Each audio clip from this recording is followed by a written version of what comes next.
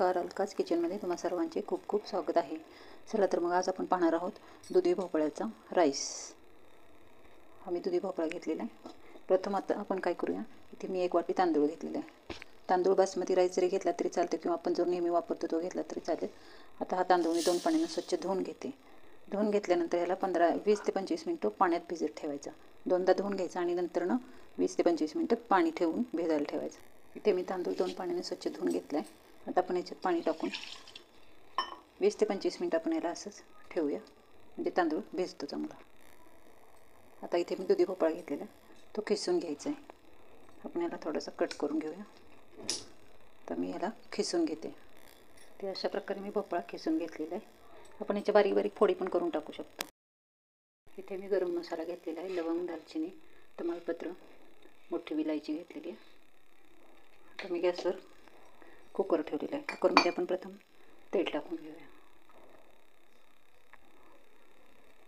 आपण यात 2 ते 3 चमचे छोटा पाणी टाकून आपण मसाले भात बनवणार आहोत. इथे मी जिरे टाकणार आहे अर्धा चमचा, मोहरी टाकलेली अर्धा चमचा, जिरे टाकून घेऊया.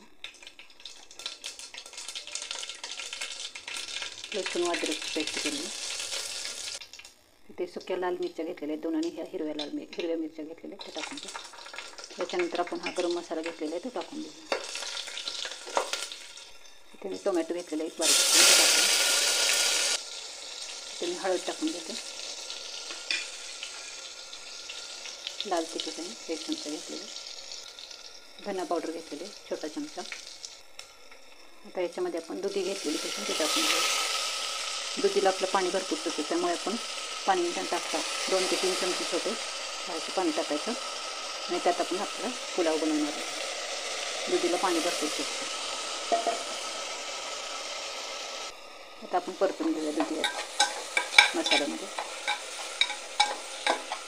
अगदी 2 ते 3 चमचे पण पाणी टाकणार आहे छोटे पोहे पाहिजे चमचे असते आणि त्यात आपण राईस बनवणार आहोत. इथे मी कोथिंबीर कट करून घेतलेली ती टाकून घेते. आता याच्यामध्ये आपण तांदूळ धुवून घेतलेला पाणी ठेवलं होतं त्यात भिजत, ते पाणी काढून घ्यायचं आणि तांदूळ टाकून घ्यायचं. तांदूळ दुधी भोपळ्याला मिक्स करून घेऊया. प्रथम तांदूळ 20 ते 25 मिनिटं धुवून भिजत ठेवायचे, म्हणजे आपल्याला ह्याच्यात पाणी टाकायची गरज पडणार नाही. तर आपल्या पुलावला नमक टाकून घेऊया. अगदी थोडं मी पाणी टाकत आहे 2 ते 3 चमचे. आता आपण हे मिक्स करून घेऊया.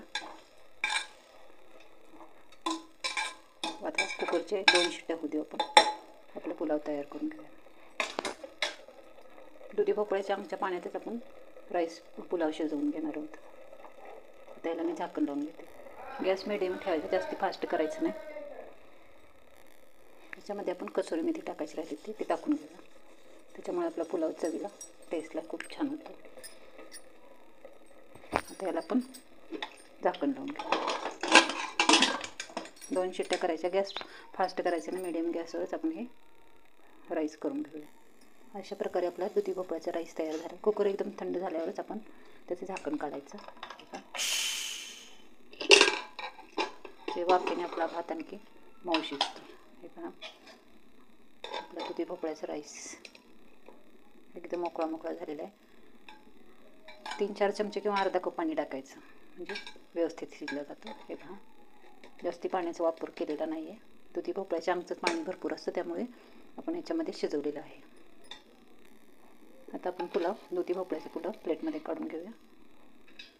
हे पहा, आपण जो रोज नेहमीचा वापरतो तांदूळ तोच तांदूळ मी वापरलेला आहे.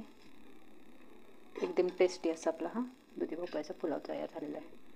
अगदी कमी पाण्यात बनवलेला दुधी भोपळ्याचा पुलाव. रेसिपीज आवडली असेल तर नक्की लाईक करा, शेअर करा आणि प्लीज सबस्क्राईब करायला विसरू नका. व्हिडिओ संपूर्ण पाहिल्याबद्दल धन्यवाद. हे पहा, आपला भात पण किती मऊ व्यवस्थित शिजला आहे.